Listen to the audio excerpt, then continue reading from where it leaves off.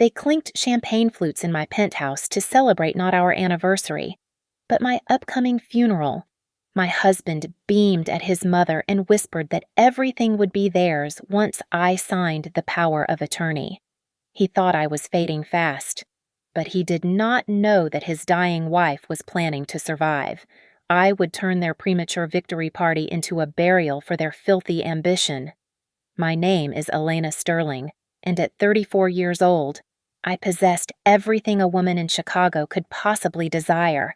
I was the sole heiress to Sterling Legacy, one of the most prestigious architectural firms in the country, and for 8 years, I had been married to Marcus Thorne. To the outside world, our union was a modern fairy tale. I had found Marcus when he was a struggling junior draftsman, saw a spark of ambition in his eyes, and polished him until he shone. I promoted him to chief executive officer, giving him the power and respect he craved, while he gave me the image of a humble, devoted husband who worshipped the ground I walked on. That illusion shattered into a million irreparable shards on the night of our company's annual charity gala. I had left the event early, claiming a migraine. Lately, these headaches had become a constant companion, a dull throb behind my eyes that left me exhausted and disoriented.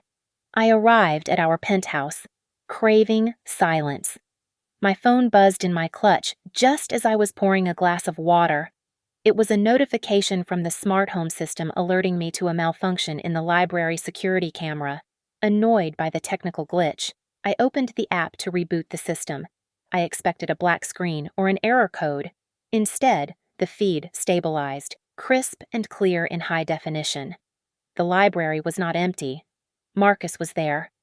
He was pressed against my mahogany desk, his hands tangling in the hair of a woman I recognized instantly. Valerie, my personal secretary, the woman I trusted to manage my schedule, my coffee, and my life. I stood frozen in the kitchen, the cold water from the glass dripping onto my hand, watching my husband devour another woman in the sanctuary of my father's study. But the infidelity was the least of the horrors awaiting me. The camera angle shifted slightly as Marcus pulled away to pour himself a drink.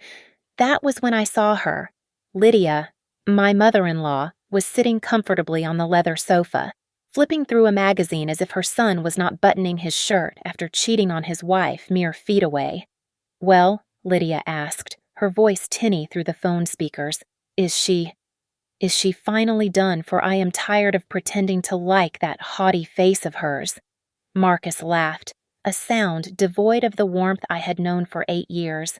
Patience. Mother. "The dosage is cumulative. The doctor said the symptoms mimic chronic fatigue and early onset organ failure. Just a few more weeks of the special supplements, and she will be too weak to even hold a pen." My blood turned to ice. The headaches, the fatigue, the nausea. It was not stress. It was not a virus. Every morning, Marcus lovingly prepared my green smoothie and handed me my vitamins. He was poisoning me. He was systematically shutting down my body with neuroinhibitors while playing the role of the concerned saint. And the assets, Valerie chirped, straightening her skirt as she sat beside Lydia. "Moved," Marcus said, raising his glass in a mock toast. "I have funneled the capital from the waterfront projects into Thorncorp. It is all set up. Once Elena signs the power of attorney on her deathbed, thinking she is just letting me handle things while she recovers, we take it all. Sterling Legacy becomes Thorne Empire."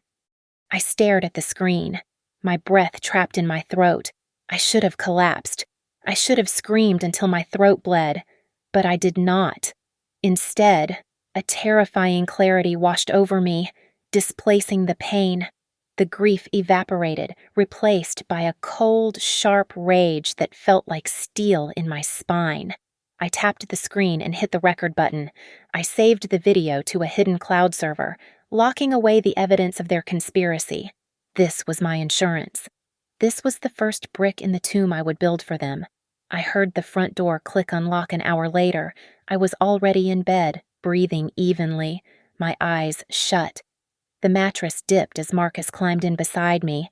I smelled the faint scent of my own expensive scotch on his breath mixed with Valerie's perfume.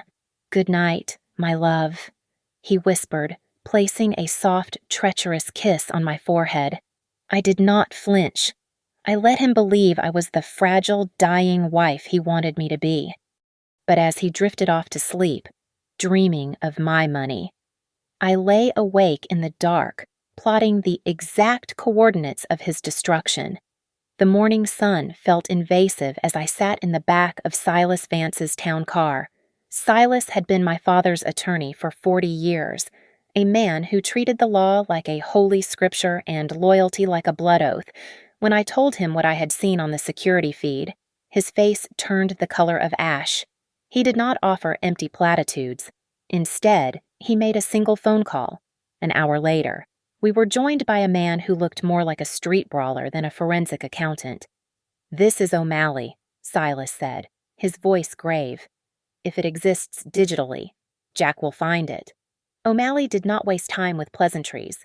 He took my phone, connected a cable, and his fingers flew across his laptop keyboard. "I am cloning his device. Give me 10 minutes. I will have a mirror of his texts, emails, and location history." The wait was agonizing.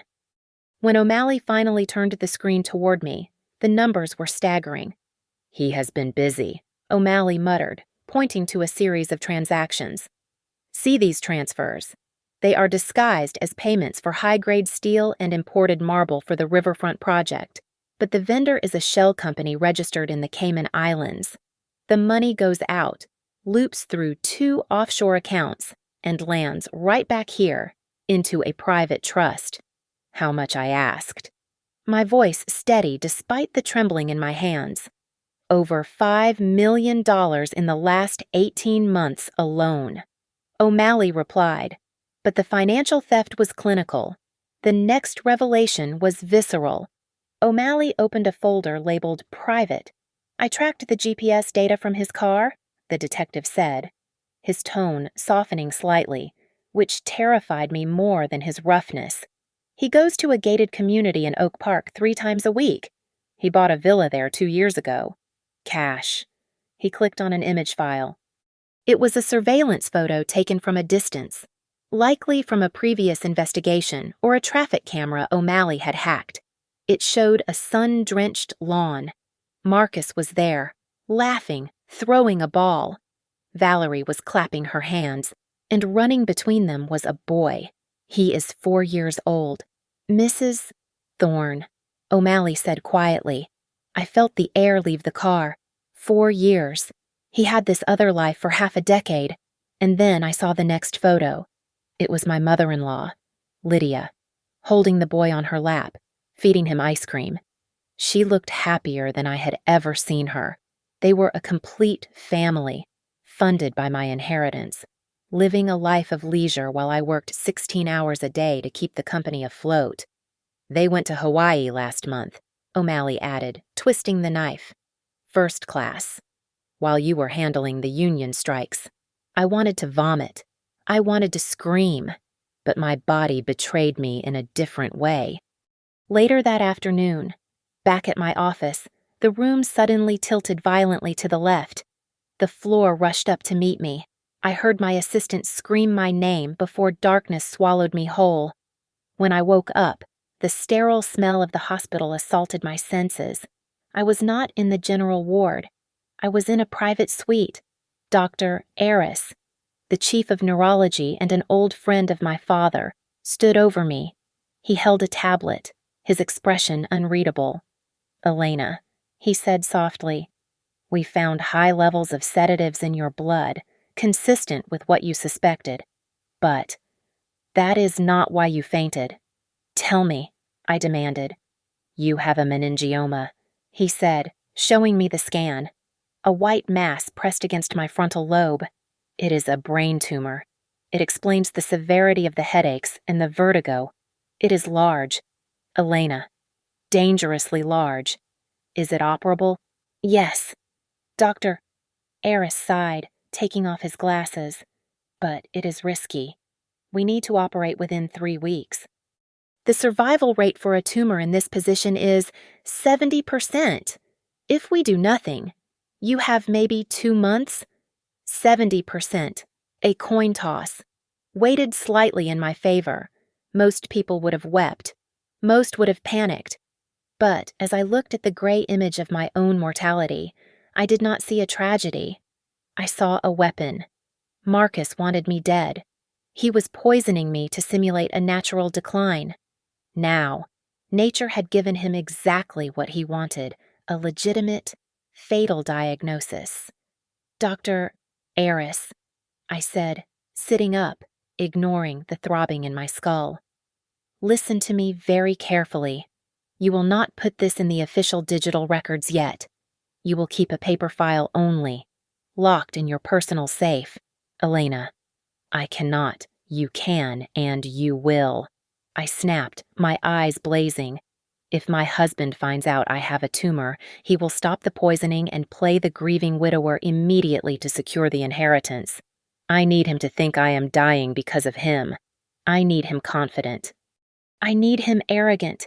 I gripped the bedsheets, a cold smile touching my lips for the first time in days. He thinks I am weak, I whispered. He thinks I am fading away. Good. Let him believe he has won. I am going to write a new will. Doctor, a will that will be the most poisonous thing he has ever swallowed. Returning to the penthouse that evening felt like stepping onto a stage where the final act of a tragedy was about to begin. I found Marcus in the living room, nursing a drink, looking impatient. I composed my features, letting my shoulders slump and my eyes fill with the terrified tears of a woman facing her end. Marcus, I whispered, my voice trembling. The doctor. He said I have a rare degenerative condition. My brain. It is failing me. For a second, just a split second, I saw a flash of pure, unadulterated joy in his eyes. It was a predator's instinct triggered by the scent of blood. Then, the mask slammed back into place. He dropped his glass, letting it shatter on the floor, and rushed to kneel before me. No, he shouted, grabbing my hands too tightly. No. Elena, we will fight this. I will find the best specialists in Europe. I will spend every dime we have. I cannot lose you. It is too late. I sobbed into his shoulder, feeling his body rigid not with grief, but with the effort of suppressing his excitement. I just want peace in my final days. I will take care of everything, he murmured into my hair. You just rest, leave the company, the accounts, everything to me. The invasion began the very next morning. My mother-in-law, Lydia, and my sister-in-law, Clara, arrived with enough luggage to stay for a decade. They claimed they were there to care for me, but they moved through my home like an army occupying conquered territory. Oh, Elena, look at you, Lydia said, her voice dripping with faux sympathy as she surveyed the living room. You look dreadful. But do not worry. We are here now. And frankly, this place needs cheering up. It is too sterile. Within 2 days, my sanctuary was unrecognizable. My father's collection of minimalist abstract art, pieces he had curated for 30 years, was taken down. In its place, Lydia hung gaudy, gold-framed landscapes that looked like they belonged in a cheap motel. When I protested feebly, she patted my hand with a patronizing smile. Hush now. Dear, she said. You are sick. You do not know what is good for your spirit. Those gray paintings were depressing, just like your mood. I bit my tongue until I tasted copper. I retreated into the role they had scripted for me. I spent my days in a chaise longue wrapped in blankets, feigning confusion and lethargy. I let my hand shake when I held a cup of tea. I asked the same questions repeatedly. Clara, I asked one afternoon, looking at a credit card bill she had slipped under a pile of medical invoices I needed to sign. This charge for $5,000, is it for my medication? Clara didn't even look up from her phone. Yes, Elena. Specialized supplements. Just sign it. It was actually for a designer handbag she was currently wearing. I signed the check with a shaky hand, playing the fool while cataloging every theft in my mind. But while they thought I was withering away, I was sharper than ever when the house was asleep or when they were busy spending my money at the mall. I slipped out through the service elevator. I met with the old guard, the strategic shareholders my father had trusted, men and women Marcus had sidelined and insulted. We met in the back of a dusty, forgotten library in the city center. Mr. Henderson, a man who had built Sterling Legacy alongside my father, looked at me with grave concern. "Elena," he said, his voice low, "Marcus is not just stealing from the accounts. He is preparing to sell the core design division to our direct competitor, Archtech. He wants to liquidate the soul of the company for quick cash to wash through his shell corporations." "Let him try," I said, my voice devoid of the tremor I used at home. "I need you to stall him. Vote against it in the preliminaries. Tell him he needs a bigger project to boost the valuation before a sale." "A bigger project?" Henderson asked.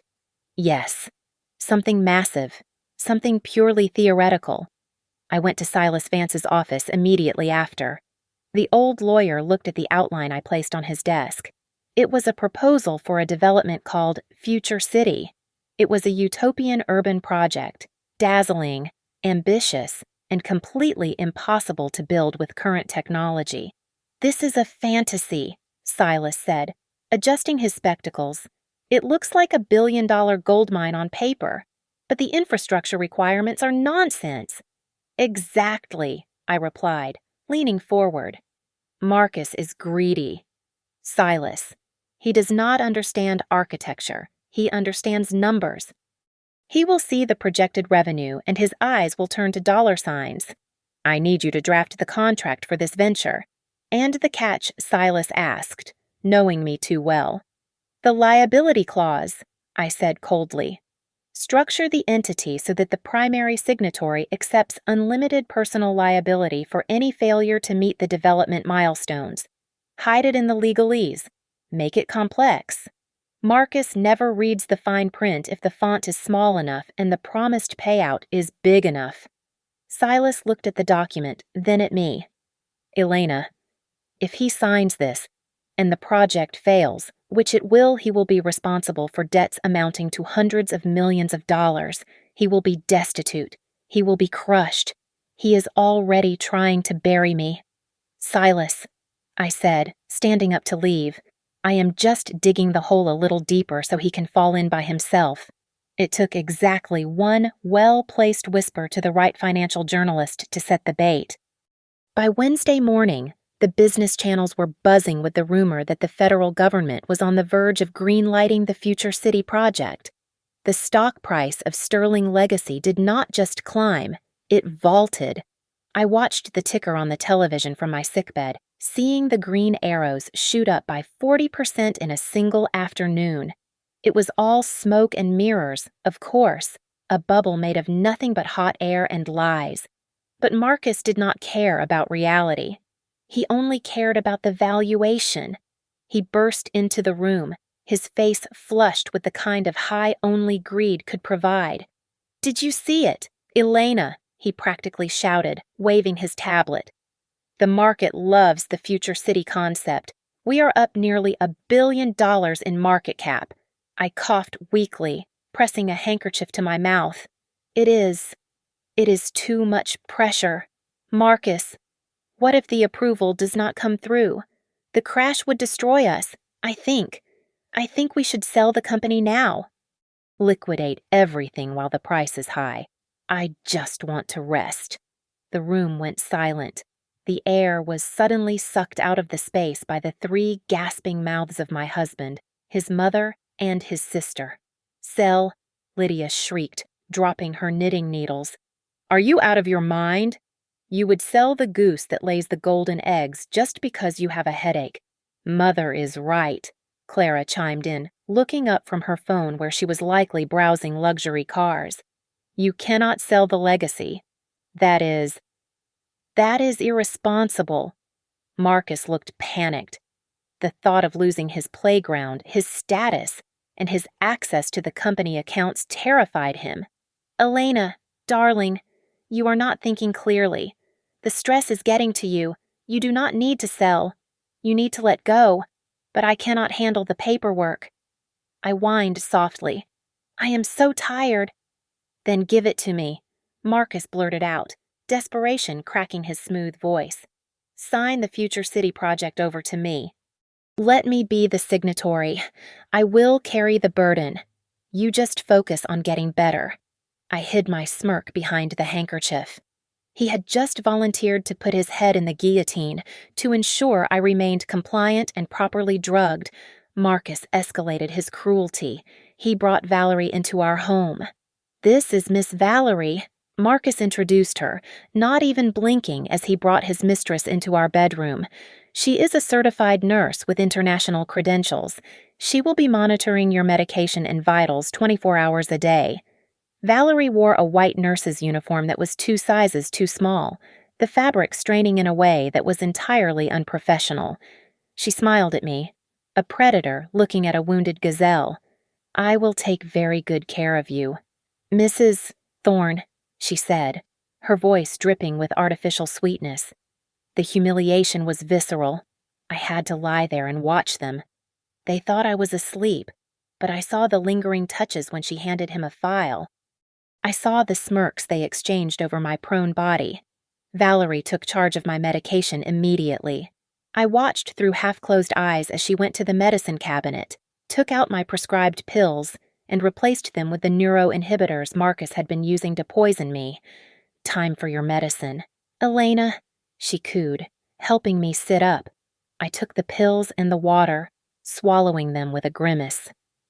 "Thank you." "Valerie, you are so kind." She didn't know that I had spent the previous night swapping the contents of the bottles myself. The pills she was force-feeding me were nothing but harmless sugar placebos I had prepared. I was getting stronger by the day, while they thought they were slowly killing me. Meanwhile, Clara had turned into a magpie. I caught her coming out of my dressing room, wearing my grandmother's vintage emerald necklace. She froze when she saw me standing in the hallway, leaning heavily on a cane. "Oh, Elena," she stammered, her face turning red. I was just organizing your jewelry to keep it safe. It looks beautiful on you." "Clara," I said softly, shuffling closer. "Really?" she preened, turning to look at herself in the hallway mirror. "I suppose it does suit my complexion better than yours. You know, since you are so pale lately. You should keep it," I said. And then I reached into my pocket. "And take this, too. It was a gift from a Saudi prince years ago. I want you to have it." I handed her a watch. It was encrusted with what looked like diamonds, flashy and ostentatious, exactly Clara's taste. It was a high-quality replica I had bought for travel. But inside the casing, O'Malley had installed a high-fidelity listening device. "Oh my God!" Clara gasped, snatching the watch. "This must be worth $50,000. At least." I lied. "Wear it always. Clara, promise me." "I will never take it off," she squealed, already snapping a selfie for social media. I smiled at her. She was right. She would wear it everywhere, to dinner with her mother, to private conversations with Marcus, perhaps even to meetings where they discussed how to spend my money once I was dead. My little Trojan horse was now on her wrist, ticking away the seconds until their destruction. The air in the dining room was thick with the scent of lilies, a flower usually reserved for funerals. It was fitting, considering my family believed they were attending the prelude to mine. I sat at the head of the table, wrapped in 3 layers of cashmere shawls to hide the fact that I had not lost nearly as much weight as my contouring makeup suggested. My hands trembled visibly as I reached for the glass of water. "I have called you all here because—" I paused, letting a ragged breath rattle in my chest. "Because I do not think I will make it through the week." Marcus sat to my right, his face a mask of practiced concern, but his foot was tapping rhythmically against the floor leg, a telltale sign of his impatience. Lydia and Clara exchanged glances that were less about sorrow and more about anticipation. "Oh, Elena, do not say such things," Marcus said, reaching for my hand. His palm was damp. "You are a fighter. I am tired." "Marcus," I whispered, "I want to settle everything. Today." I nodded to Silas, who stood by the sideboard like a grim reaper in a bespoke suit. He placed a heavy, leather-bound document in front of Marcus. The title page read, "Comprehensive Transfer Agreement," in bold, authoritative letters. "This is a complete transfer of the Sterling Legacy assets and operational control to you, Marcus," Silas explained, his voice smooth and professional. "Elena wishes to bypass the probate process entirely." Marcus frowned slightly as he flipped the cover. "Why the rush? The will covers this, does it not?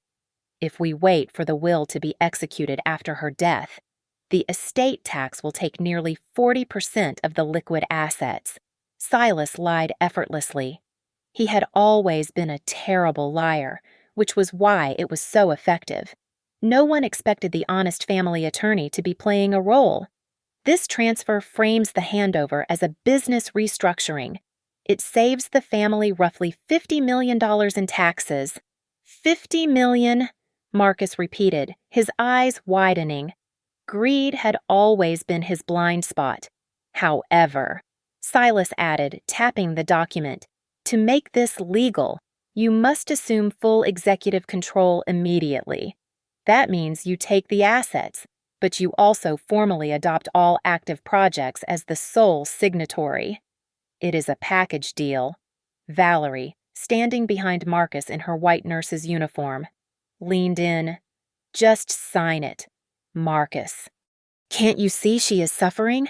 We need to get this over with so I can transport her to the Pinecrest facility. The ambulance is scheduled for 5 o'clock. Pinecrest was a hospice center in the mountains. It was where they planned to dump me to die alone while they renovated my home. I decided it was time for the performance of a lifetime." I bit down hard on the small capsule I had tucked into my cheek. The sickly sweet taste of corn syrup and red dye flooded my mouth. I coughed, a wet, hacking sound that stopped the room cold. Elena Clara gasped, actually looking horrified for a moment. I covered my mouth with a napkin and pulled it away to reveal a shocking spray of bright crimson. I can't breathe." I wheezed, my eyes rolling back slightly. "Marcus, the pen." "Take it." With a shaking hand, I pulled my father's fountain pen from my pocket. It was the pen he had used to sign the founding documents of the company. Handing it to Marcus felt like passing him a loaded gun with the barrel pointed at his own chest. Marcus looked at the blood, then at the document. He did not read the fine print on the final page. He did not see the clause buried in paragraph 412 regarding the Future City Initiative. He did not see that by signing. He was accepting unlimited personal liability for a project that was structurally designed to hemorrhage money. He saw only the power. He saw the $50 million he thought he was saving. He snatched the pen. "I will take care of it, Elena," he said, his voice trembling with excitement. He signed his name with a flourish.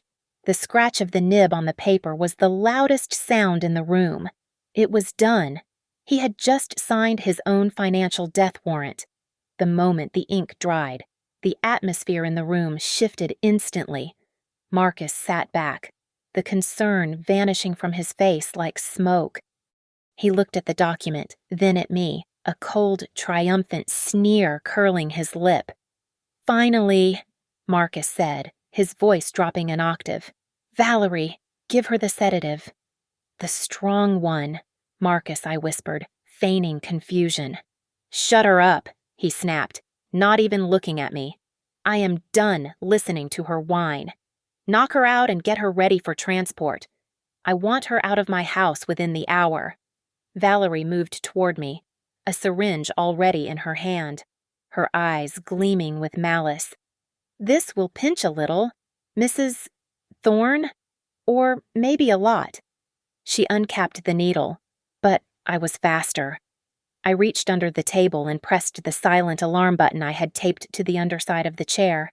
Sirens wailed immediately, not from the distance, but from right outside the building. They were loud, piercing, and authoritative. My private medical team, led by Dr. Eris, had been waiting down the street. The front door burst open before Valerie could take another step. Paramedics in uniforms that did not match the local hospital service stormed into the dining room. "Step away from the patient," a large man shouted, pushing Valerie back. "What is the meaning of this?" Marcus roared. "Standing up." "I did not call for an ambulance, yet I did," I said. I sat up straight. I wiped the fake blood from my lip with a steady hand. The trembling was gone. The weakness was gone. I looked Marcus dead in the eye, letting him see the cold, hard clarity of my gaze for the first time in weeks. "I am afraid my transfer to Pinecrest is canceled." "Marcus," I said, my voice clear and icy, "I am going to a private facility of my own choosing, and you have a company to run. I suggest you start reading what you just signed." The sterile lights of the operating theater were the last thing I saw. I lay on the cold table, staring up at Dr. Eris and his team, fully aware that this was the ultimate gamble. I had set the board, moved the pieces, and lit the fuse, but now I had to survive the explosion. As the anesthesia mask lowered over my face, I did not pray for salvation. I prayed for vengeance. I counted backward from 10, and as darkness took me, the rest of the world kept spinning exactly as I had orchestrated. While I was fighting for my life with a scalpel inches from my brain, Marcus was popping corks in the executive suite of Sterling Legacy. According to the security logs and witness testimonies I would review later, he wasted no time. At 10 in the morning, barely an hour after the ambulance had taken me away, Marcus convened an emergency board meeting. He slammed the transfer agreement onto the mahogany table. "Elena is incapacitated," he announced, his voice booming with false authority. "As of this moment, I am the chairman and CEO, effective immediately. The old regime is over." He spent the next hour purging the company. He fired the CFO, the head of legal compliance, and my father's executive assistant people who had given 30 years of their lives to this firm. In a move of staggering arrogance, he appointed Valerie as the acting chief financial officer. A woman whose only qualification was mixing drinks and warming his bed was now in charge of a billion-dollar portfolio. "We are going to be rich," Valerie squealed, spinning in my father's leather chair. "Marcus, we can finally buy the island." But their celebration was cut short at exactly 12 noon. That was when the timer on my scheduled press release hit 0. A dossier I had compiled weeks ago was simultaneously emailed to the Wall Street Journal, the Securities and Exchange Commission, and every major financial blog in the country. The headline was simple and devastating: "Sterling Legacy's Future City project exposed as multi-billion-dollar debt trap." The phones in the office began to ring. Then they began to scream. The creditors for the project were actually shell companies I controlled. Per my instructions, they issued immediate default notices. They did not demand payment from the company. They demanded payment from the guarantor. "Mr. Thorne," Valerie screamed, clutching the office phone, her face draining of color. "It is the bank, they say. They say the loans for Future City have been called in. They are demanding $200 million in immediate liquidity." "Tell them to wait," Marcus shouted, sweating through his expensive shirt. "Tell them the company will pay next quarter. They say the company is not liable," Valerie cried out, her voice cracking with panic. They say you signed the personal guarantee this morning." Marcus froze. The room must have spun around him. He grabbed the contract he had signed without reading, flipping frantically to the back pages.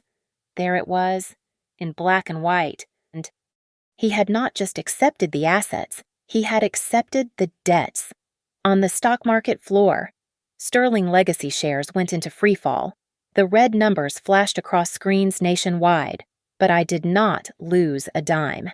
I had already shorted the stock through a blind trust and transferred the bulk of my liquid assets into the Sterling Foundation, a charity locked safely away from Marcus's grasp. While Marcus was watching his empire burn, his mother and sister were experiencing their own public execution. Lydia and Clara were at the most exclusive boutique on the Magnificent Mile, piling items onto the counter. Clara was holding a limited edition handbag worth $40,000. "Put it on the corporate black card," Clara commanded the cashier, not even looking up from her phone. The cashier swiped the card. She frowned. She swiped it again. "I am sorry, Miss," the cashier said loudly enough for the other shoppers to hear. "This card has been reported stolen and frozen by the issuer." "That is impossible," Lydia screeched. "Do you know who we are?" "We own this city security," the cashier called out. Two burly guards stepped forward, blocking their exit. Lydia and Clara were detained like common shoplifters, surrounded by the very people they tried so hard to impress. Back at the office, the final blow landed at 2 in the afternoon. The elevator doors opened, and 4 officers from the Economic Crimes Unit stepped out. They were not there to talk. Marcus Thorne, the lead detective, barked, holding up a warrant. "You are under arrest for credit fraud, falsification of corporate records, and grand larceny." No Marcus backed away, knocking over a vase. "This is a mistake, my wife." "My wife set this up. Call my lawyer. Call Silas Vance." As the officers slammed his face against the desk and cuffed his hands behind his back, Marcus screamed for Valerie to dial Silas. With trembling fingers, she put the phone on speaker. It rang once, twice, then it went to voicemail. Silas's voice filled the silent, terrified office. It was not his usual greeting. "You have reached Silas Vance. I am currently unavailable as I am assisting in a federal investigation against the Thorne estate.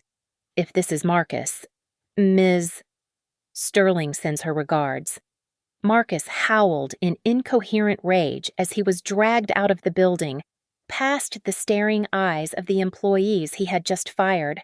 His reign had lasted exactly 4 hours. My surgery was still ongoing, but on the streets of Chicago, the operation was already a complete success. The darkness was absolute, a heavy, suffocating weight that pressed down on my chest for what felt like an eternity. The surgery to remove the tumor lasted 12 agonizing hours, while Dr. Aris and his team fought a war against death inside my skull. I was drifting in a cold, gray void. I was ready to let go. The pain was gone, and the silence was seductive. But then, I saw him. My father stood in the mist, looking exactly as he did the day he handed me the keys to the firm. He did not hug me. He did not smile. He simply pointed back toward the light and spoke with the authority that used to make boardrooms tremble. "Not yet, Elena," he said, his voice echoing in my mind. "They are tearing down what we built. Go back and burn them out." I gasped, my lungs filling with sharp, sterile air. My eyes fluttered open. The blinding white light of the intensive care unit forced them shut again, but I was alive. I could hear the rhythmic beeping of the heart monitor, a steady drumbeat of victory. Dr. Aris was there, looking exhausted, his surgical cap still in his hand. "Welcome back, Elena," he whispered, a tired smile touching his lips. "It was close, but you are still the stubborn woman I have always known." I was too weak to speak, but I pointed a trembling finger at the television mounted on the wall.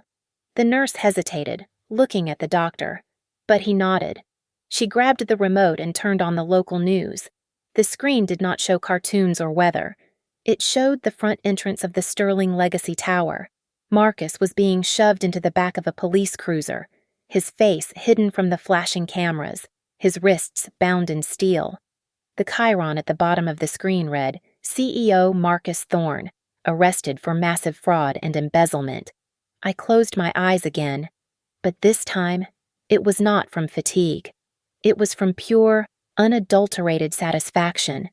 2 days later, Detective O'Malley visited me. He looked out of place in the sterile room with his rumpled trench coat, but he carried something that would seal Marcus's fate forever.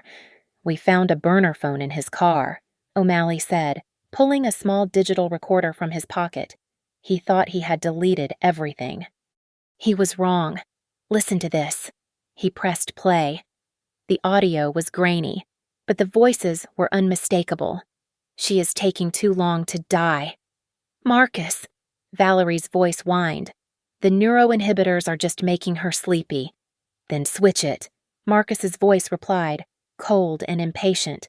"Use the digoxin, a high dose. It will look like heart failure caused by the stress of the tumor. Do it tonight." You got this," I rasped, my voice barely a whisper. "We got it all." O'Malley grinned. "This moves the charges from fraud to conspiracy to commit capital murder." I did not wait for the prosecutors. I ordered my publicist to release everything. Within hours, my medical records, the toxicology reports proving I was poisoned, and the transcript of that recording were all over the internet. The public narrative shifted violently. Yesterday, people were shocked by a business scandal. Today, they were enraged by a domestic horror story. The internet did not just cancel Marcus Thorne, it crucified him. The dominoes continued to fall with satisfying precision. Valerie, realizing the ship was sinking and she was the next rat to be drowned, tried to run. She made it as far as O'Hare International Airport. She was apprehended at the boarding gate for a flight to Mexico City, struggling to drag a carry-on bag stuffed with $200,000 in cash she had stolen from Marcus's wall safe. "Let me go!" she screamed as federal agents pinned her to the linoleum floor, the scene captured by a dozen bystander smartphones. "He made me do it. I am a victim." Nobody believed her. The Child Services Agency took custody of her son immediately, removing the innocent boy from the toxic web his parents had spun. But the final act of this week's drama took place at the penthouse. I had given Silas strict instructions. He arrived at the apartment with a locksmith and an eviction team.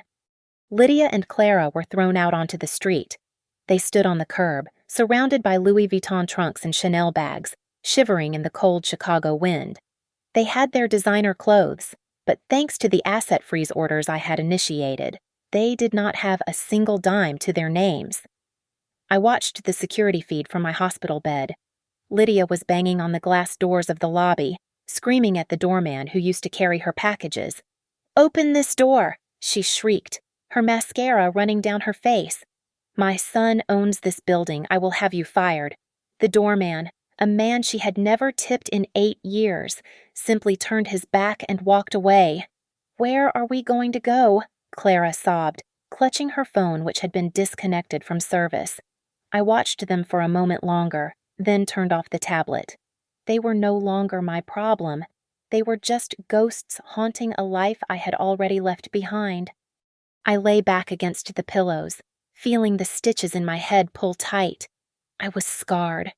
I was broken, but for the first time in a decade, I was free. 3 months had passed since the surgery that saved my life, and the woman who walked into the federal courthouse that morning bore no resemblance to the fragile invalid Marcus Thorne thought he had buried.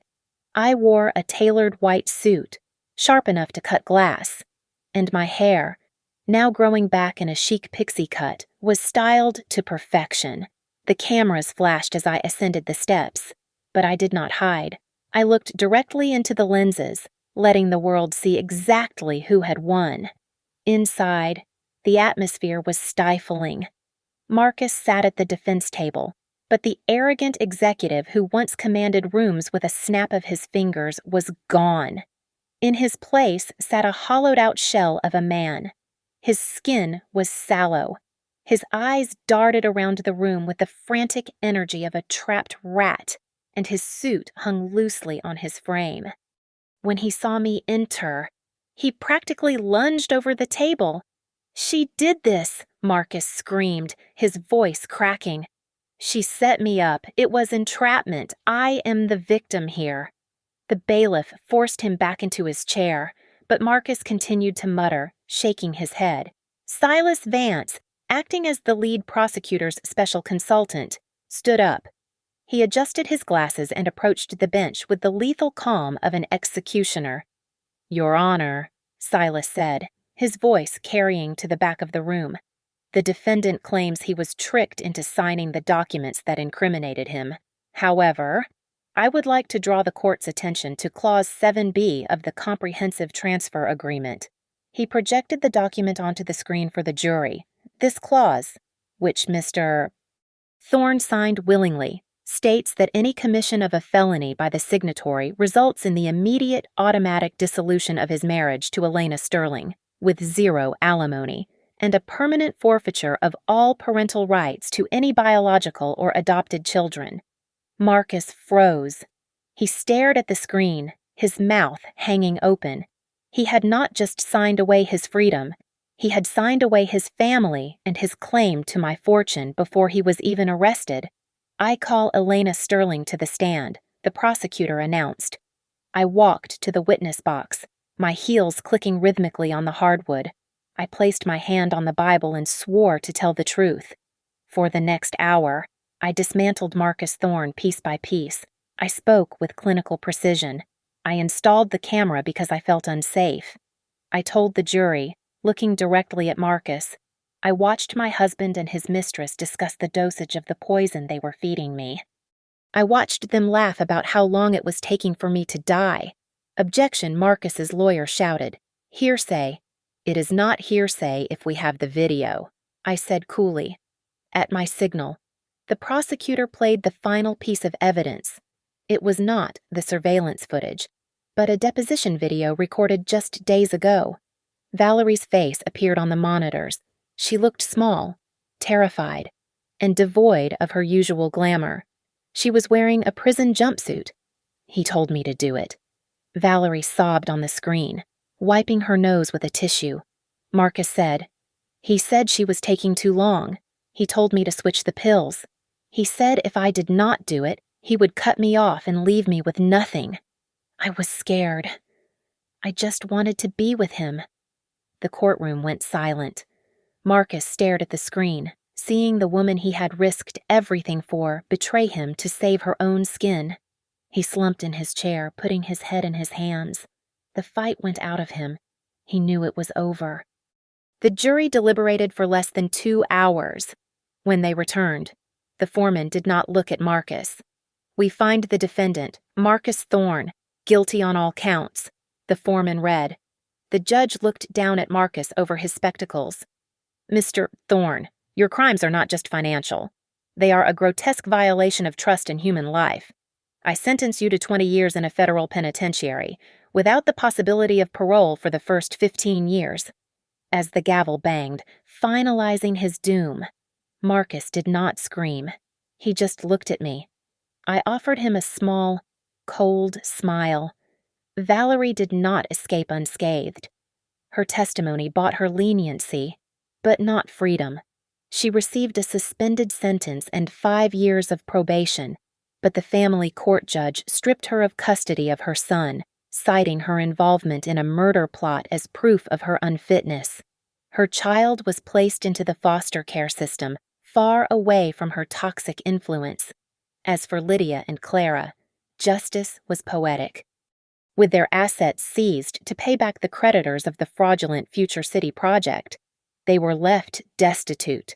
I heard later that Lydia had taken a job washing dishes at a diner on the South Side, while Clara was working the night shift at a discount warehouse, lifting boxes for minimum wage. They had wanted to live off the labor of others. Now, they would learn exactly what labor felt like. The sign on the building was changed at 8 o'clock in the morning. I stood on the sidewalk, watching the workmen dismantle the heavy steel letters of Sterling Legacy. In their place, a sleek, copper design was hoisted up, catching the morning sun, Phoenix Architects. It was not just a rebranding, it was a resurrection. I walked into the lobby, the click of my heels echoing on the marble. The atmosphere inside had shifted from oppressive silence to a hum of nervous energy. I did not waste time. By noon, I had fired every single executive who had helped Marcus hide his theft or who had turned a blind eye to his cruelty. I watched them pack their boxes, their faces pale and fearful. Then, I picked up the phone and made the calls I had been longing to make. I rehired the old guard, the loyal employees Marcus had discarded like trash. Welcome home, I told Mrs. Higgins, my father's old assistant, who wept openly when she walked back into her office. But there was one final piece of the past I had to address before I could truly move forward. I drove my car to a dilapidated apartment complex on the south side of the city. The hallway smelled of boiled cabbage and mildew. I knocked on door number 4B. It took a long time for the door to open. When it did, Lydia stood there. She looked 20 years older. Her designer clothes were gone, replaced by a frayed bathrobe, and her hair was a mess of gray roots.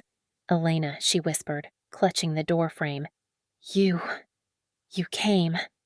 Her eyes darted to my handbag, and I saw the spark of pathetic hope. She thought I was there to save her. She thought I was there to give them money. "May I come in?" I asked politely. She stepped back hurriedly, kicking a pile of dirty laundry out of the way. Yes, of course, please, sit down. I can make tea, or water. I am not staying." "Lydia," I said, remaining standing in the center of the cramped, dusty room. "I heard you were hospitalized last week for a minor heart attack." Lydia let out a sob, covering her mouth. "It has been so hard. Elena, we have nothing. Clara is working at a warehouse, breaking her back. My heart. The stress is killing me. The medical bills are piling up." She looked at me with tear-filled eyes. "We are family. Elena, please. We made mistakes, but we are suffering." I reached into my bag and pulled out a small, white envelope. Lydia's hands shook as she reached for it. She tore it open, expecting a check. Instead, she pulled out a receipt. "What is this?" she asked, confused. "I paid your hospital bill," I said calmly. $32,000. It is paid in full." Lydia stared at the paper, then up at me. "But what about us? What about rent food?" "This is not charity, Lydia," I replied, my voice devoid of anger. "This is a settlement of debts. You gave birth to my husband. You welcomed me into your family, however falsely. I have paid for your life, just as you tried to take mine. We are even. Elena." "No," she wailed, dropping the paper. "You cannot leave us here. Please. I am sorry. I am so sorry." "Goodbye, Lydia," I said. I turned and walked to the door. Behind me, she fell to her knees, her wails echoing off the thin walls. "Elena, please, do not go." I did not pause. I did not look back. I walked out into the fresh air and felt lighter than I had in years. The next week, I listed the penthouse for sale. I could not sleep in a room where my murder had been planned. It sold for $15 million to a tech mogul. I took every penny of that sale and established the Sterling Shield Foundation. It was a non-profit dedicated to providing legal aid and safe housing for women escaping abusive marriages and domestic violence.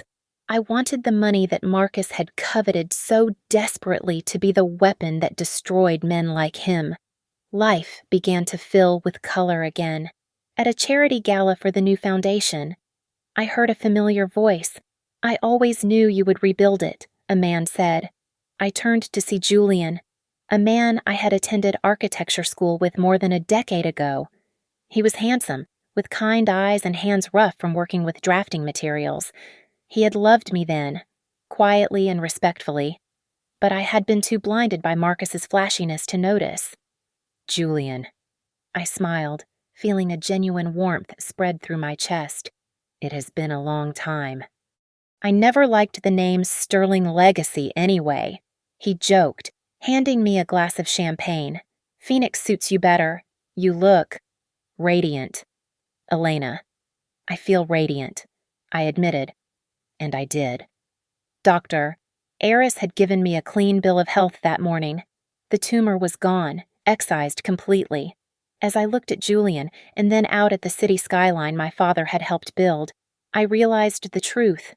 The tumor and the marriage were the same. They were toxic growths that had threatened to kill me, but surviving them had not left me broken.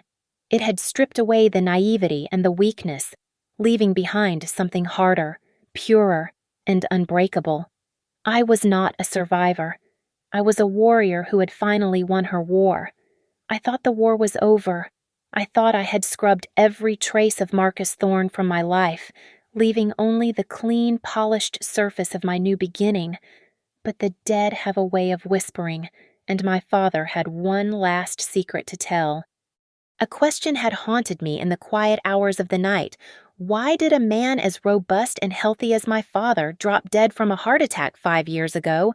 He had the heart of a marathon runner. It never made sense. The answer lay hidden in the one place I had not looked.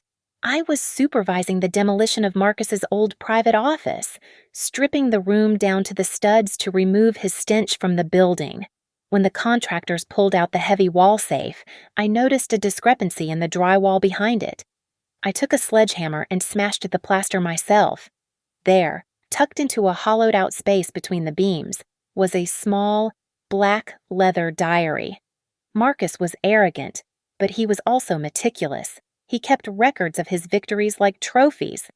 I sat on the dusty floor and opened the pages. The entries dated back 5 years, long before we were married, back when he was just a charming junior executive courting the boss's daughter. The handwriting was jagged and excited. He detailed meetings with a disgraced cardiologist named Dr. Vane. They discussed a specific compound, a stimulant designed to induce cardiac arrest in older patients that would mimic natural causes. My blood ran cold. "No," I whispered, my hand trembling so hard I almost dropped the book. "You monster! You killed him." It was all there. Marcus had not just married me for the money. He had murdered my father to clear the path to the throne. He had been planning the takeover since the day we met. Our entire marriage, every smile, every touch, was built on the corpse of the man who had given him a career. I did not cry. Tears were for the weak, and I was done being weak. I walked out of that office with the diary clutched to my chest like a shield.